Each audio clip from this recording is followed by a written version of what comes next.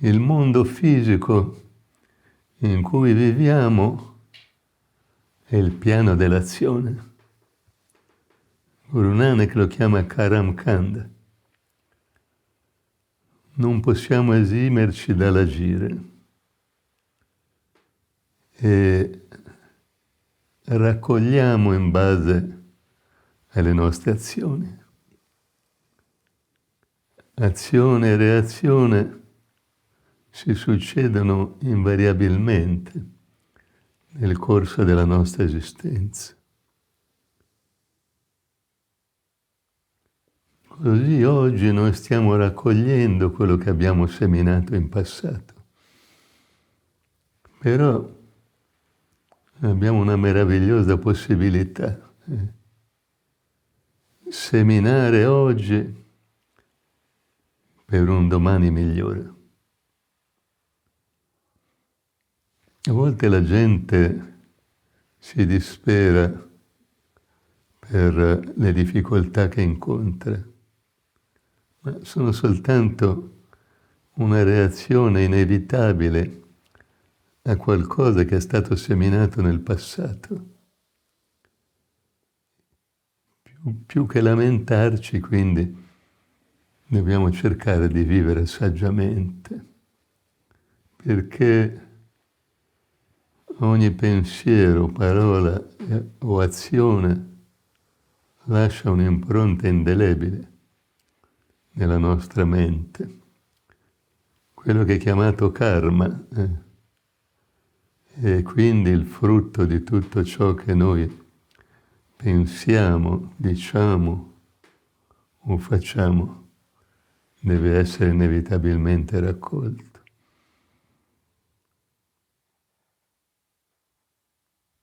Così la Bibbia dice: non vi fate illusioni, non ci si può prendere gioco di Dio. Ognuno raccoglierà ciò che ha seminato, dice San Paolo. Così l'essere umano possiede un bagaglio enorme, diciamo, di karma. C'è il Sanchit Karma, il karma accumulato, che è tutto ciò che proviene da una serie innumerevole di vite. C'è poi il Pralabdha Karma, che è quella parte del Sanchit che deve essere raccolta nella presente esistenza. E infine c'è il cosiddetto Kriyaman Karma, il karma che noi produciamo di giorno in giorno, attraverso i pensieri, le parole, le azioni della vita quotidiana. Così il Sanchit Karma costituisce un magazzino immenso. Per questo, quando il maestro concede l'iniziazione alla via dello spirito a qualche anima, che cosa avviene? Il Sanchit Karma viene bruciato, altrimenti nessuno si potrebbe salvare. È una grazia particolare, diceva il maestro Kirpal Singh. Voi avete dei semi che, se li gettate nel terreno, danno il loro frutto. Se però questi semi li tostate, non sono più in grado di dare frutto. Così l'iniziazione è come tostare gli immensi, innumerevoli semi del Sanchit Karma. Senza questa operazione concessa dalla grazia del Maestro, nessuno si potrebbe salvare.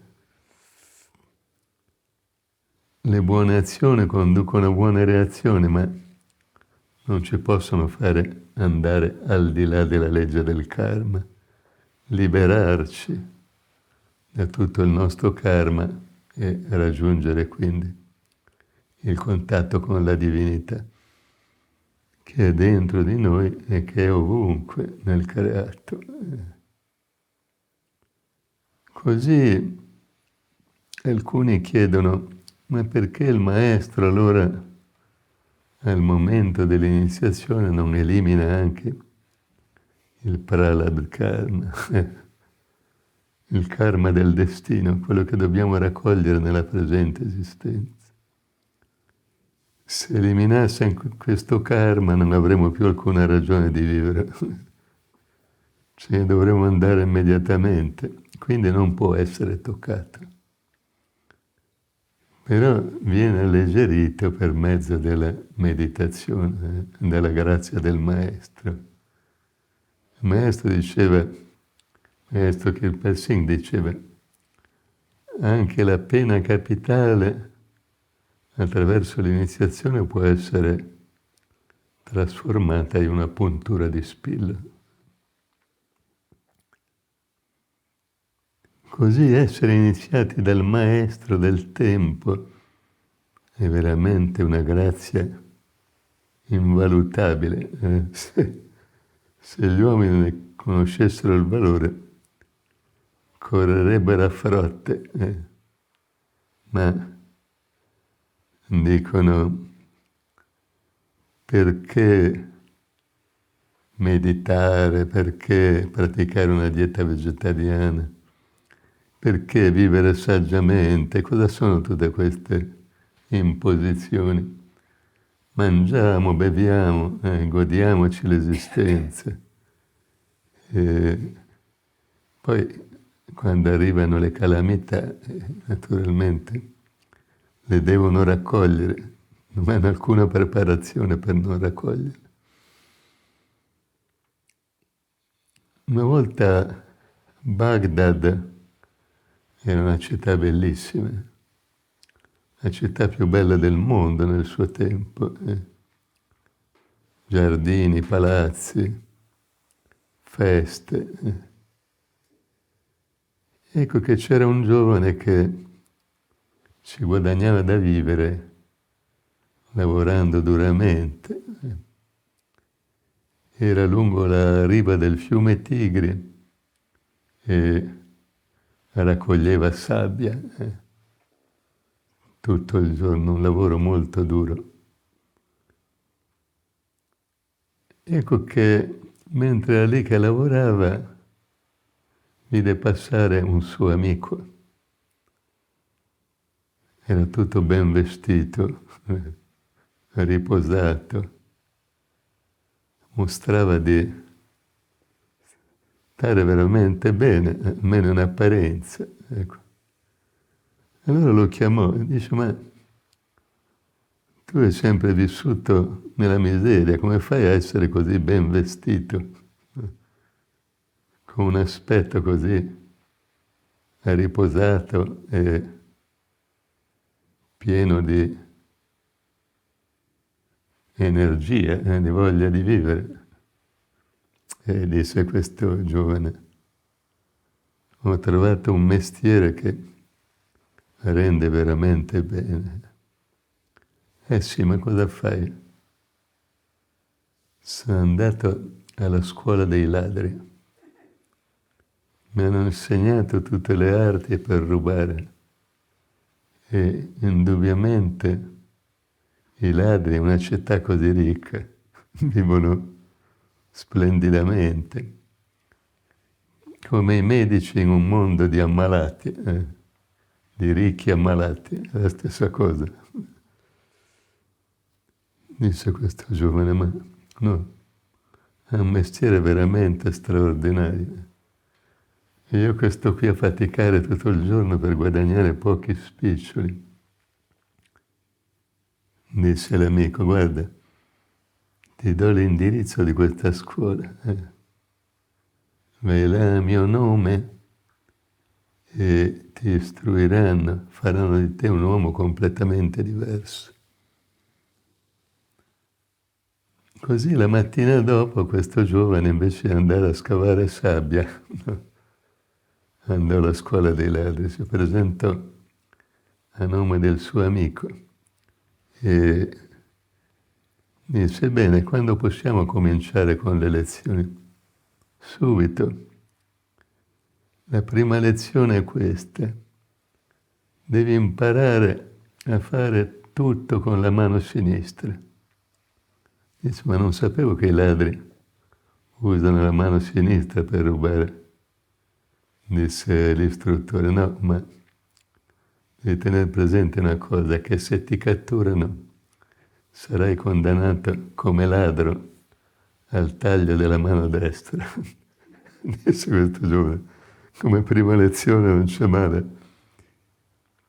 Va bene, allora ti presenterai domani, dopo che avrai messo in atto questa prima lezione. Il giovane se ne andò e pensò, disse, è meglio stare con tutte e due le proprie mani che vivere di furti. E il giorno stesso tornò a scavare sabbia lungo il fiume Tigri. Così è meglio vivere saggiamente che guadagnare la propria esistenza con mezzi disonesti e raccoglierne poi il frutto. Così, dopo l'iniziazione, il maestro ci raccomanda, conducete una vita secondo i principi insegnati dal maestro. Allora diventerete liberi e felici. Anche Nanak diceva, meriti e demeriti saranno letti fortemente, no? alla presenza del giudice. Secondo le proprie azioni alcuni saranno vicini, altri saranno lontani da Dio. Ma il Maestro ci concede molto di più. Per coloro che sono iniziati ai misteri dello Spirito, al termine dell'esistenza non c'è un giudizio. Il potere di Maestro accoglie l'iniziato quando se ne deve andare da questo mondo e lo accompagna nei regni luminosi dello Spirito. In base al suo amore, in base a quanto ha compiuto di buono nel campo della meditazione, viene accompagnato a proseguire il suo cammino. C'era un discepolo di Savan Singh, diceva al maestro, ma è proprio vero che il maestro viene quando dobbiamo dipartire da questo mondo? È solo una promessa così per incoraggiarci o veramente il maestro viene? Stai sicuro, gli disse Savan Singh, il maestro non manca mai alle sue promesse. Ecco, dopo qualche tempo questo discepolo venne ancora e disse, ma maestro, io ho una grande paura della morte, ma davvero il maestro viene? Se fossi sicuro che il maestro viene al momento della morte, non avrei più alcun timore. Disse il maestro, guarda, oltre a meditare, se tu mediterai ogni giorno, ti passerà la paura della morte. Imparerai a morire mentre sei in vita. Comunque, ti vorrò fare una concessione di più. Chiamò il suo segretario e disse, portami la penna e un foglio. Gli fece una dichiarazione che dichiaro che al momento del trapasso verrò ad accoglierti, firmato dal maestro. Questo giovane prese il foglio, lo avvolse come una pergamena e se ne andò. Ecco, passarono gli anni. mostrò poi questa pergamena quando si sposò alla moglie, ai figli, e la teneva in un cassetto. Ecco che con la vecchiaia poi si avvicinò il momento del trapasso. Disse, salutò tutti quanti e uno dei suoi figli disse: vado a prendere quella pergamena che ti aveva rilasciato il tuo maestro. Dice sì, valla a prendere, ma distruggila, non ce n'è più bisogno. Il maestro è qui che mi sta venendo a prendere. No? Che bisogno c'è della pergamena?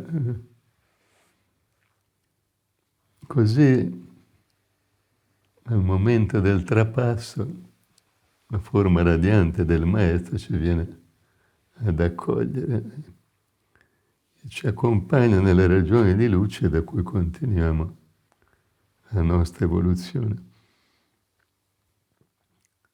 Che cosa si può chiedere di più dal maestro? Ma c'è da dire una cosa importante. Sì, questa è una concessione che il maestro ci fa per l'aldilà. No? Ma il maestro ci dà molto di più. Trasforma la nostra stessa esistenza mentre siamo ancora qui, dentro il nostro corpo. Se seguiamo le sue indicazioni, i suoi comandamenti, vivremo una vita meravigliosa e felice. Naturalmente ci saranno degli ostacoli, ma verranno superati brillantemente.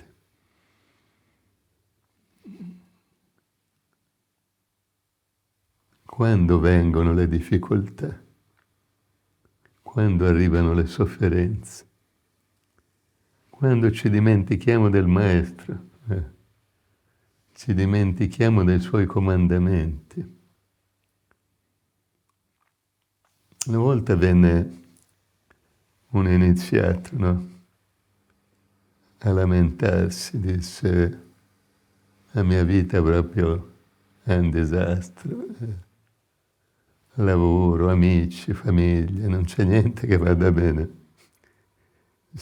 Dice: guarda, metticela tutta, cerca di aumentare il tempo che dedichi alla meditazione. Quando se ne fu andato un discepolo anziano che era lì con me, disse: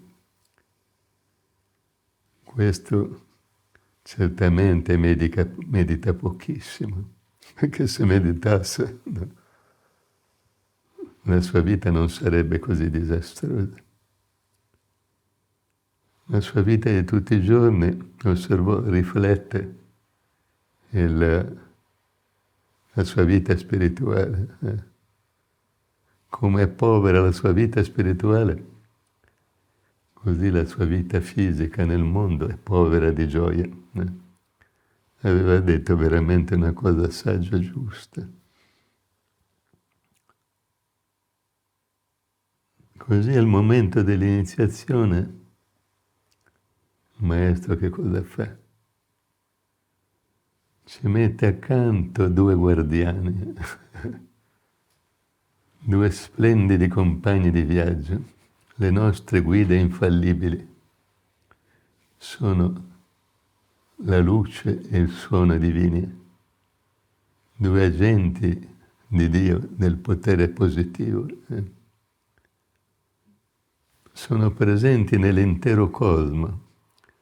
Ogni volta che ci eleviamo al nostro occhio interiore, entriamo in contatto con loro.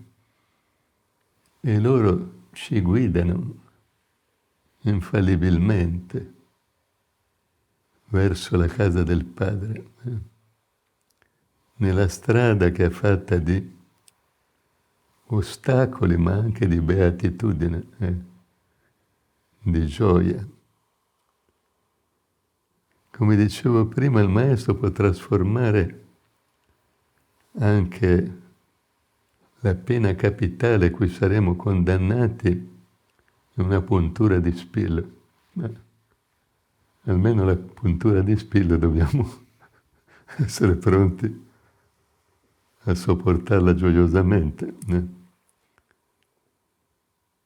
Una volta il maestro stava costruendo il Manav Kendra e c'era un ingegnere americano che aiutava. Ecco, dovevano montare una grossa pompa che avrebbe pompato tutta l'acqua che era in grado di riempire il lago del Manav Kendra. Quando per la prima volta quest'acqua era zampillata, il maestro aveva detto: l'acqua che sgorga da questa fonte potrebbe dissettare tutta la città di Dehradun, una città che era lì vicina con migliaia di abitanti. Ecco, questo americano stava montando questa pompa, questa grossa pompa, che doveva riempire il lago, il Mansarovar. Ecco, per una manovra sbagliata gli venne amputato un braccio e una mano. Naturalmente fu portato all'ospedale e fu, diciamo, medicato, ma aveva perduto una mano. Gli disse il maestro: vedi, questo giorno tu avresti dovuto morire, ti è stata prolungata la vita. Da quel giorno in poi questo americano considerava appunto avere una mano sola come un prolungamento della propria esistenza al servizio gioioso del maestro.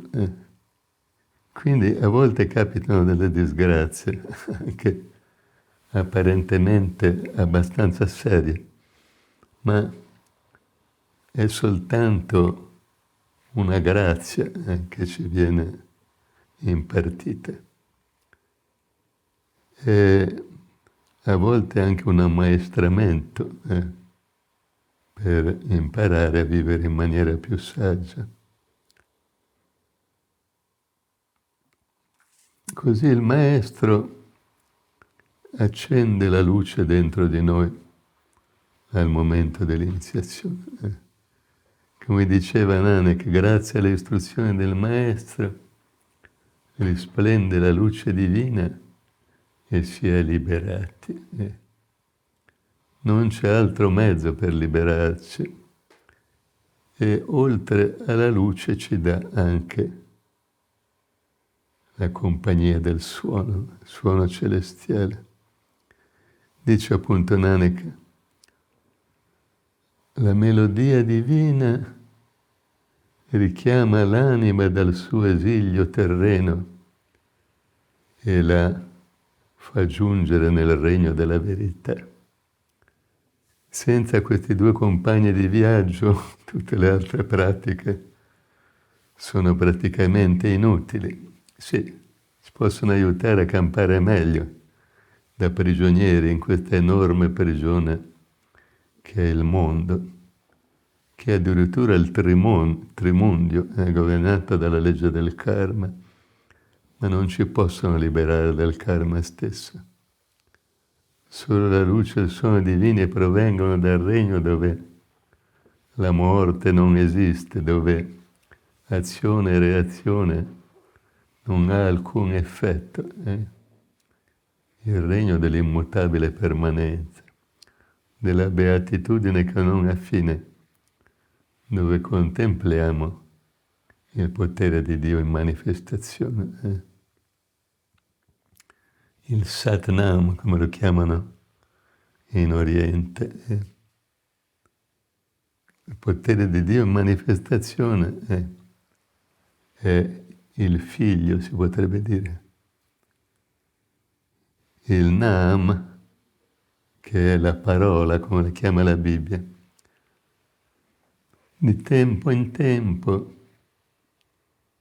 prende la forma del Maestro e accompagna le anime incarnate, le jiva, di piano in piano, in regni sempre più luminosi.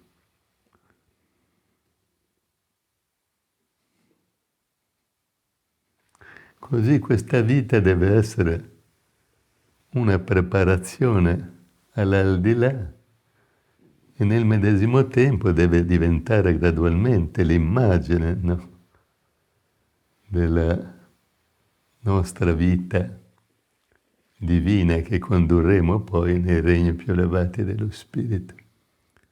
Deve diventare una vita divina. Il maestro raccontava di due emigranti che andavano a cercare fortuna in un paese lontano, come molti italiani fecero appunto all'inizio del secolo scorso, andavano in America. Ecco, questi due migranti, uno prese una cabina semplice, no, su questa nave e viveva una vita moderata, quanto bastava per quasi sopravvivere. Ecco. Sapeva che il suo vero destino era poi nel luogo dove si recava. L'altro invece su questa nave non si dedicava al lusso, pranzi, feste, spese tutto quello che aveva. Quando arrivarono a destinazione, quello che aveva vissuto saggiamente aveva ancora tutti i suoi soldi. E in più l'aspettava un conoscente che lui si era dato la briga di contattare, no, in modo che lo accogliesse. L'altro invece aveva speso tutti i suoi soldi, non aveva più alcun denaro con sé e nessuno ad accoglierlo. Questa è la differenza fra l'iniziato, che vive saggiamente, e la gente del mondo. Non si danno la briga di preoccuparsi dell'aldilà e sperperano tutto quello che hanno in questa esistenza. Il saggio discepolo del Maestro invece vive felicemente, ma anche una vita saggia, moderata, una vita basata su cibi frugali, su parlare poco, quanto basta, senza buttare via il proprio fiato, amore per tutti, odio per nessuno. Una vita condotta secondo i principi del Maestro. E allora vivrà felicemente in questa esistenza e sull'altra sponda troverà il Maestro che lo attende.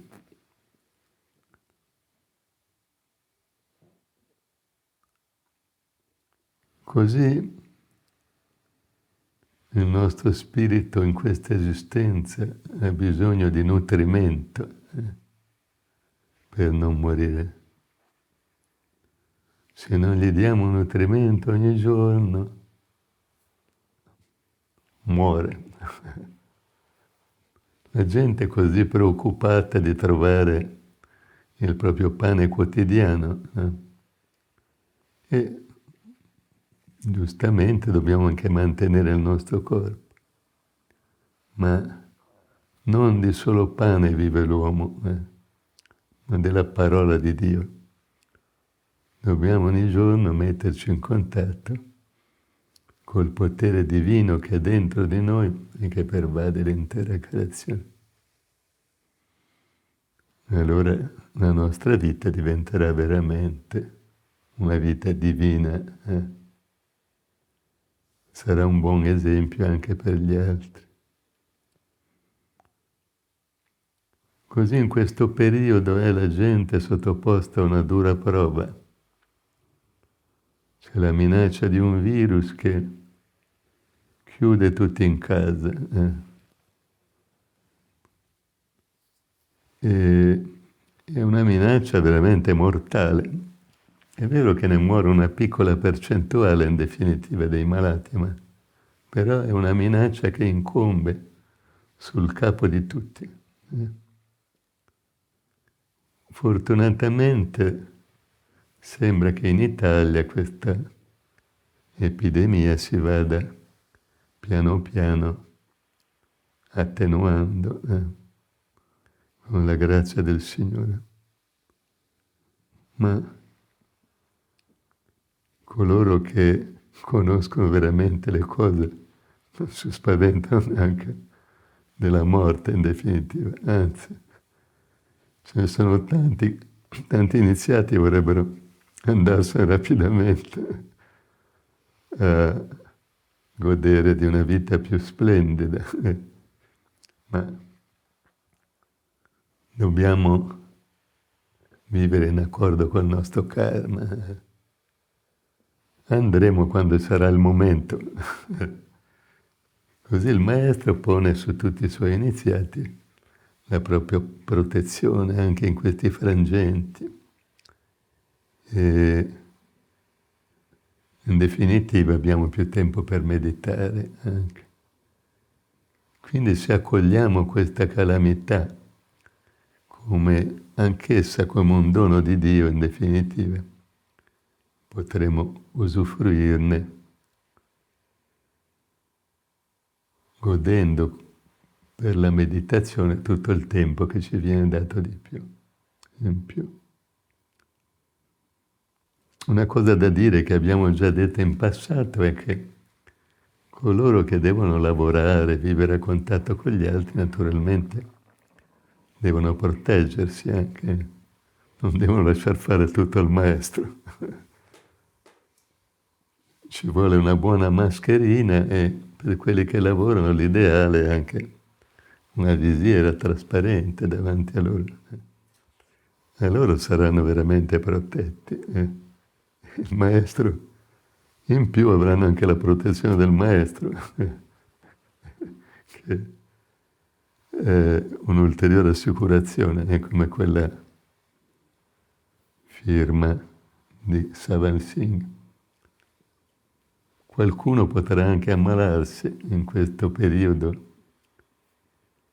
Il morbo non è controllabile, ma avrà poi la protezione del maestro e tutto l'aiuto possibile sarà esteso su di lui.